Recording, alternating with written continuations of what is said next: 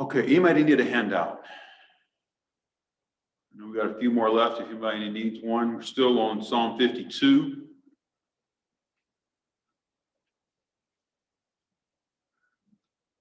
You need some help? Pete, can you check that, please? Okay, Psalm 52. Let's go ahead and do a quick catch up.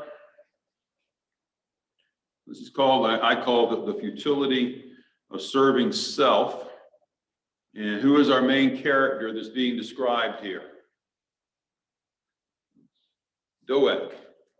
So Doeg, he's known, I'm going to not ask too many questions tonight. So Doeg is known for being the one who, he basically told a lie. He tattled, if you will, on the priests. He said that they did things they didn't. And then he had the audacity, after some of the more virtuous soldiers would not lift a sword against those priests, Doeg, in order to get in good with Saul, he was willing to do it. And then he went further, and he went and he destroyed their families, the older people, all these people from their village, and only one guy made it out, and that was to go and tell David. And so that's kind of what Doeg's history was. So we started out with our first point, the character of the evil. Verse number, we'll get to verse 1 in a sec. These first 4 verses, what David's going to do is show the true nature of Doeg, and it helps us see that, kind of like today, the wicked, they seem to be prospering, and it's frustrating. It's sometimes maddening to see them being elevated and getting their way and advancing their evil cause, but God has the final word.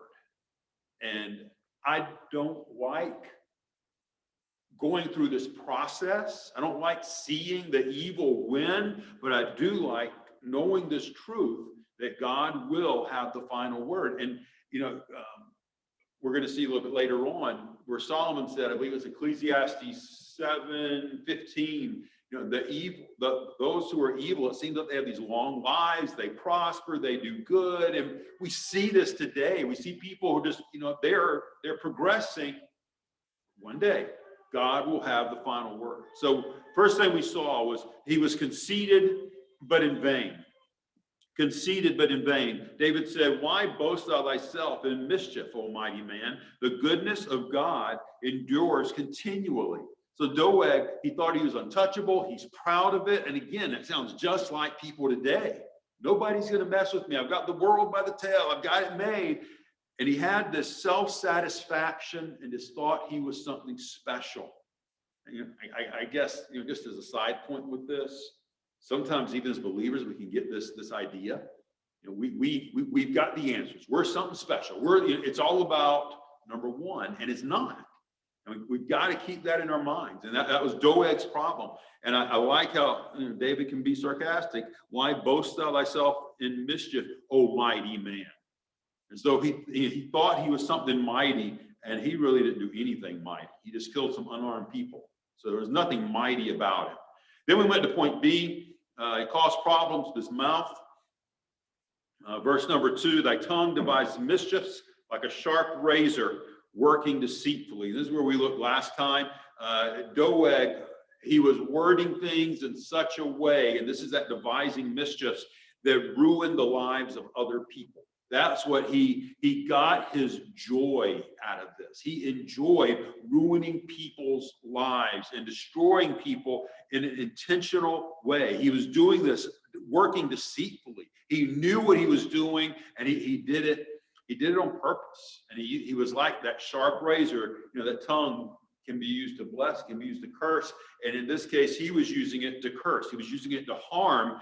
And we looked at the fact that this is probably one of the biggest problems in the church today, is that intentional hurting, that intentional, and I guess my take would be that normally it is intentional, because we know if we're lying about people and spreading things, we know when we're doing it. We know when we're gossiping. We know when we're hurting somebody's reputation instead of encouraging unity. We know when we're doing this. And since we know it, then therefore it's intentional, because we're continuing to do it and we're giving into it, if you will. So then that brings us to today's verse where we're going to start. We're going to start with verse number 3. And this point is the contrast of passions.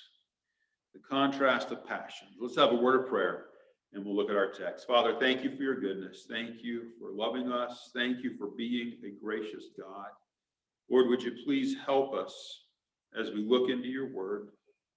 Please help us to understand it. Help us to, more than that, or just as much, be able to apply it. I pray that you would work through your word to draw us closer to you and help us to live holy lives. Lord, help me, please, as I preach. I pray that you would give me the words I need, keep me from error. Lord, help me not to be a distraction to what you desire to do tonight. Just thank you again for this time. Thank you for all you've done for us. In Jesus' name, amen. All right, verse number 3, contrast of passions. Thou lovest evil more than good, and lying rather than to speak righteousness. Selah. So he loves evil more than good. A good word for this loves. This isn't the idea, the mushy stuff, love. This is his desire. Doeg was passionate about evil more than he was passionate about good. So what that would mean is when Doeg had the opportunity to either do evil or to do good, he would take the evil. If he had the opportunity to speak what was right and to use the words in verse 3, lying rather than to speak righteousness, evil more than good, if he had the opportunity to say something good, he would choose evil. If he had the opportunity to say something right, to say something that was truthful, to say something that was in kindness, when he had those opportunities, he would choose to sin, he would choose to lie, he would choose to destroy other people's lives. And for me, the kicker is this: he loved it. He was passionate about it. This man enjoyed doing wrong. He enjoyed this process of ruining people's lives. This was his way of life. This was the direction that Doeg was heading. He loved this stuff. And notice this word, Selah. Okay, think on this. Sometimes I see this word come up and I'm thinking, why? Why would I want to think on the comments that he's making in this verse? So open up if you'd like. Why is it that he would say, think on this, about him loving evil more than good, lying rather than to speak righteousness? And I'll just start you with this. We can look at this from one of two ways. You can think of this towards an unsaved person, or think of it towards a saved person.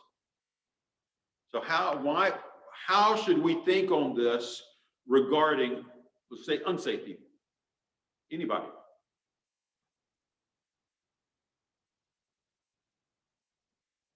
Because that's what a lot of people do now, unsaved people.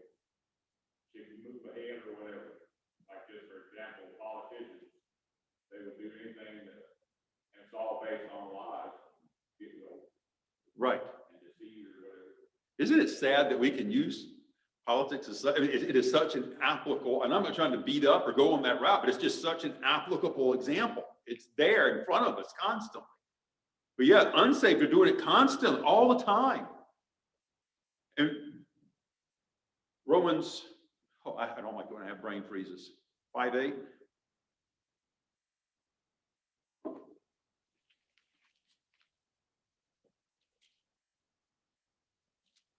Or yet in our sin, he loved us. Yeah, but God commendeth his love. He showed his love toward us in that while we were yet sinners, while we were in our sin, heading towards our sin, while we're doing this, while we were loving it, he died for us. He loved us still. He did all this for us. The unsaved, they're constantly in that sin pattern. They can't get out without God doing a work in them. They love their sin more than they love, obviously, following Jesus. They would rather believe a lie, whatever that lie is.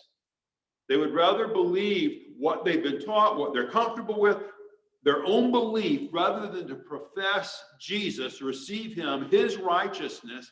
And really, that's the natural state of all of us. That's where we are. And for the unsaved, I'm talking about before salvation, for the unsaved, it's that rejection that's going to put them in hell. It is not, well, this person was a liar, this person murdered, this person did whatever the sin, different sin levels are. What is going to send someone to hell is their rejection of Jesus. Now, I look, again, to use that example, Tom, that you were using, I look at people who are doing some of these atrocities, these just total corrupt people. And sometimes it gives you, there's a temptation for it to cause us satisfaction to know, okay, one day they will stand before God, one day they'll give an account. I'm going to suggest it really should not give us a satisfaction. It should cause pity. Because one day they're going to have to stand before him and they're going to be totally speechless. They're going to be condemned. They're going to be sentenced to an eternity in hell. And I don't wish that on people. That is something that is atrocious. What this should do for us, when we see a truth like this, that people they love their evil, they love their deceit, this should cause us to be burdened. It should cause us to want to reach out and make disciples and to be able to see people coming to Christ. We need to think on this because this is the trap they're in. They've believed a lie. And Satan's good at spreading these lies. And that should be a good thing for us to think on. So with the unsaved, that's an excellent one. What about with us? Those of us who would claim to be followers of Christ, what should we be thinking of with these words? I love us evil more than good and lying rather than to speak righteousness.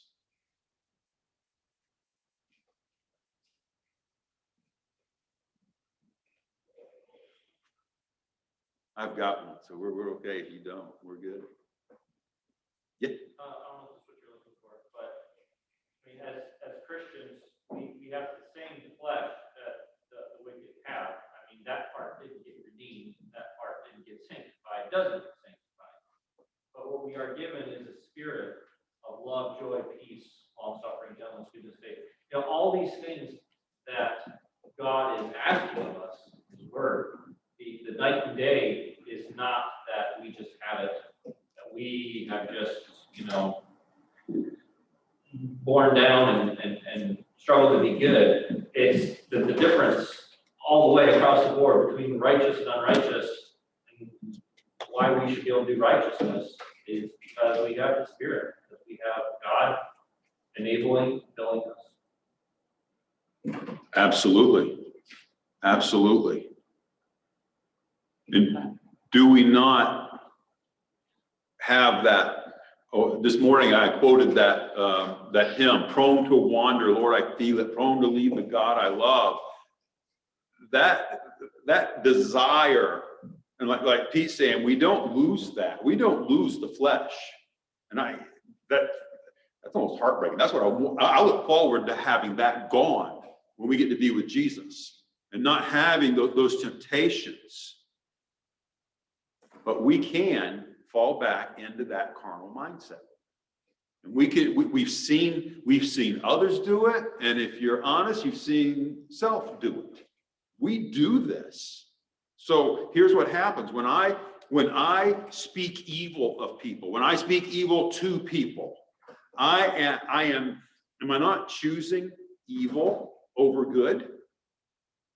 I know what I'm doing. I know the choice that I'm making. I know and conviction is there. And yet when I do this, I am choosing self over Jesus, just like Doeg did. I'm making this conscious choice. And again, the frustrating thing is, I don't have to do that.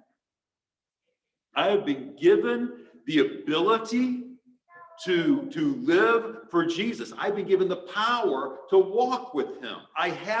He's put it in me. He's made us new creatures. We don't have to give in to sin. And so when I choose to, which is what I do, and follow this example, I am identifying more with Doeg than I am identifying with my Lord. And that's a sad thing. And we need to think on the fact that, yeah, Doeg had this massive issue that he was living with, and I don't have to do it. And it's a good reminder for us. We have been freed from this. We've been rescued from that bondage. And this should cause you and me to be grateful. There should be a thankfulness for what he's done. And we know we're grateful people when we live our lives in such a way to glorify him. And that's what the gratefulness will lead us to. We need to think on what he's done, and that will help us to walk with him. Any other points? We'll go to our next one.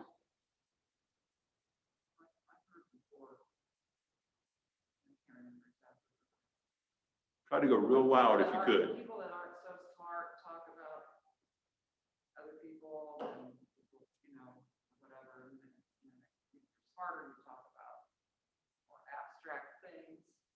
But I think like nowadays, there's a problem to talk about how horrible politicians are, which I guess we're not supposed to be doing that either. Really, are we? Are we supposed to be talking about, hey, Nancy lied and I don't know. I mean, it's pretty tricky because it just becomes like this. I guess I'm addicted to politics right now because it's really hard for me to. Definitely pray for them. About, can you believe this happened and that happened and they said this and they, But then that's not as offensive. I guess it's talking about somebody that knows either. Difference with exposing evil and especially when it comes to the mouth as far as destroying people. There is a difference with that. But we definitely are to pray for them. But so it shouldn't just be the mouthing off only. I understand what you're saying. Yes. And that's where the difference. So it's a good way to put the difference. Okay, let's look at our point D. Concentrates on destroying. He concentrates on destroying. Verse number 4. This is the first time we fit 2 verses on this psalm. This is good. Thou lovest, and there's that word again. He's passionate about all devouring words. O thou deceitful tongue. Okay, devouring words. This word devour is not one that I have used a lot. And usually when I use that word, I think it's an applicable way, the way it's being used here. When I think of this word devour, it's usually when you have someone, for me, who is in their mid-teens to early 20s, and they will devour anything you put in front of them at the table. They just consume everything with someone who's in one of these growth spurts, who's growing, they devour it. And this word literally has the idea of to chop someone up, chop something up. It's devouring. So we would say today they devoured a meal. The idea, they swallowed it up. They just consumed this thing. And the idea being, and that illustration goes away, I get it, but to destroy something, to ruin somebody else's reputation, to chop it all up, to ruin not just their reputation, to ruin their happiness. Have you seen people who there's this mentality, if they can make someone else hurt, they're pleased. If they can throw some digs in that'll harm people, they're pleased. It brings them some kind of messed up joy to try to harm them. And this is this word we have here of these devouring words. And he's saying Doeg, he really enjoyed this idea of chopping people. I don't mean that literally, it can be taken there, but he enjoyed hurting people. And he was willing, and this is one way we can look at that last phrase, O thou deceitful tongue. One way you can look at that is he was willing to be deceitful in order to accomplish what he wanted. You look back at what he did. He was willing to say, oh, this priest, he helped David. He even prayed for him. He did, and he stretched it. He lied about what this priest did with David. Even though if he did do it, it wasn't a bad thing, but he made things appear worse, and he was willing to lie in order to get the desired effect of harming that priest. That was Doeg's character. We could also look at this, "O thou deceitful tongue." These devouring words, he was willing, he wanted to do the devouring. You can look at that as he was willing to cover it up, as though, oh, this is not such a bad thing. This is no big deal. So he's willing to cover over. He was willing to make it so it wasn't so bad. And I want to suggest, I want to go with that take, and I'm not saying it's either are appropriate, but with that one, that tends to be an issue we have today that I see a lot. We like to smooth over. We like to cover things so that it's not as big of a deal, and it makes us feel better about ourselves. So what is a phrase that you have heard you use, or you've heard someone else use, preferably what you've heard you use, because we do this. How do we cover or excuse comments that we make, communications of hate, of displeasure, or whatever it may be? How do we cover over these things in order to make them not as bad or excuse ourselves? What's a phrase we might use? I'll start you with one. That's just how I am. It's just how I'm wired. That's the way I am. To talk like that. Yes. I was just so upset, Yes. Therefore putting the problem on an external influence that made me do it. Right. Couldn't help myself. Yeah. Yeah. And I still remember, and I know I've said this before, I had that little magnet on my refrigerator growing up. The devil made me do it. The devil didn't make me do anything. I chose. So yeah, we use that abstract. We use that, I just couldn't help myself. What else? It's another one. Yes. I slipped. I didn't mean to do that. But at the same time, when you do that at work, people who know you're a Christian, they let you know that. They watch you better than you watch you. That's right. That's absolutely right. I slipped. It's kind of a shame that we can't just, this is hard. We just don't call it what it is. Oh, no, Dan's speaking. Go ahead. Say it again.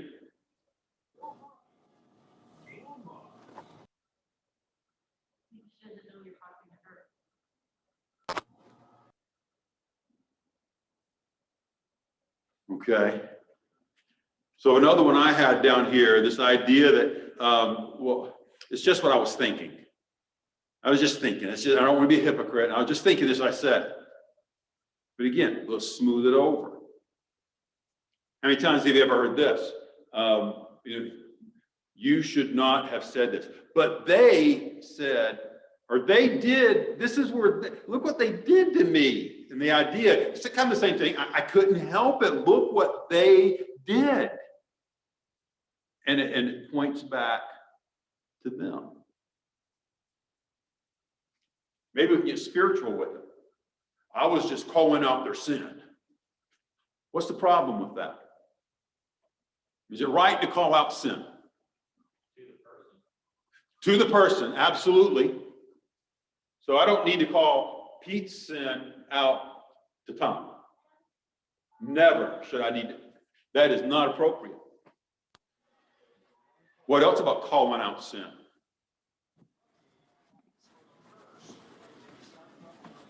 Can we call it out with a right and a wrong attitude? I mean, the sin needs to be called. If I have to call out sin, and this is, I'm not saying this is easy, okay? This can get difficult. When someone has sinned against us, we should be able to call out sin in a loving way. And that's where, that's where a lot of the problems come from. It's not so much, yeah, they sin, and we've got to make that right. I get that. But my sin on top of it is not helping at all. And that's one of the issues. Listen, say that again. Okay.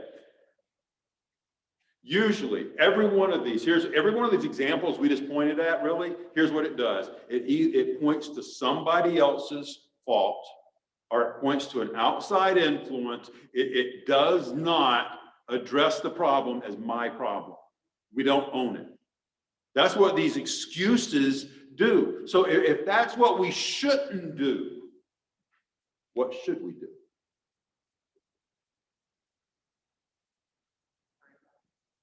Well, we could pray. Well, I'm going to say no. Okay, I'm going to say no on that. And here's why. Because should we pray? Yes.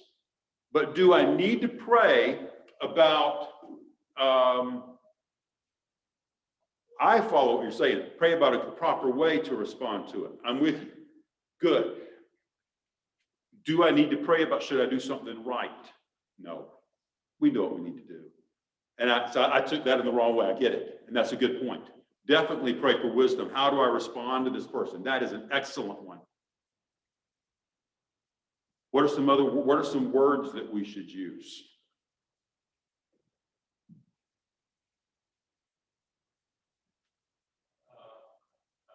Like apologizing, like I'm sorry, go to the person, apologizing. If it's someone you know, I mean, obviously if it's like you're bad mouthing people are in your life, you can't really fix that. Right. You can also apologize to people you're doing it to, saying, I'm going to say this and this, and I didn't do that with the right heart.